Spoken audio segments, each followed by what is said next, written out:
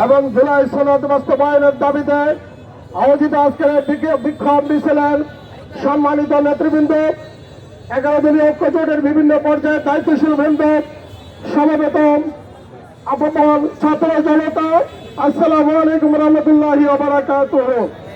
সংগ্রামী উপস্থিতি, আমাদের মুক্তিকামী ছাত্র জনতা জীবন দিয়ে নতুন একটি বাংলাদেশের নতুন সংবিধানের বন্দোবস্তের মধ্য দিয়ে বাংলাদেশ চেয়েছিল, ঠিক কিনা ভাইরা? আমরা লক্ষ্য করেছি 1.5 বছরের ইন্টারিম সরকারের সময় ঐক্যমত্যের কমিশনের ভিত্তিতে যে অধ্যাদেশগুলো জারি হয়েছে, আজকে সরকার গঠনের পরে আমাদের সেই শহীদ ভাইদের রক্তের সাথে গাদ্দারি করে বিএনপি সে অধ্যাদেশগুলোকে ল্যাপস করে দিয়েছে, ঠিক কিনা ভাইরা? আমরা বলতে চাই, আজকের সরকারের প্রধান যিনি সংসদে বসে থাকেন তিনি কথা বলতে পারেন না। তার মানে কি আপনি লন্ডনে থাকতে যখন বলেছেন আপনি ইচ্ছাধীন না, আপনি অন্যের ইচ্ছায় আপনি কোথাও আটকে আছেন? আপনি কি সংসদেও কি এরকম আটকে আছেন কিনা জাতি জানতে চায়। আপনাকে এইভাবে আমরা একটি ভোটের মধ্য দিয়ে গণতান্ত্রিক প্রক্রিয়ায় যে নির্বাচন হয়েছে, এই নির্বাচনের মাধ্যমে জাতি এই ধরনের সরকার দেখতে চায় না।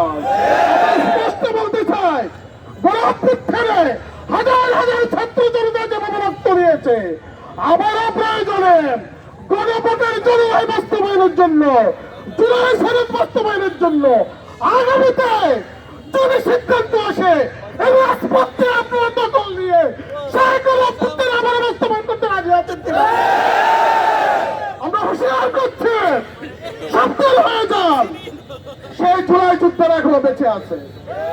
আমি আমাদের পুলিশ সুপার মহোদয়, ডিসি মহোদয়কে অনুরোধ করব, গত কিছুদিন আগে জুলাই যোদ্ধাদের একটি মিছিলের মধ্যে 144 জারি করার পরে সেখানে ওসি সাহেবের নেতৃত্বে একটি টিম সুন্দর একটি ব্যবস্থাপনার মধ্য দিয়ে সমাধানের চেষ্টা করেছে।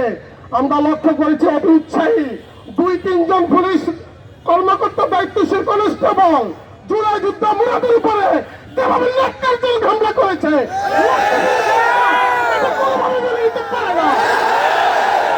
এই জুলাই যুদ্ধ মুরাদের নেতৃত্বে এখানে আন্দোলন হয়েছে, ঠিক কিনা ভাইরা? আমরা রাজনৈতিক দলের নেতা কর্মীরা সহযোগিতা করেছি, তারা সম্মুখ ভাগে ছিল।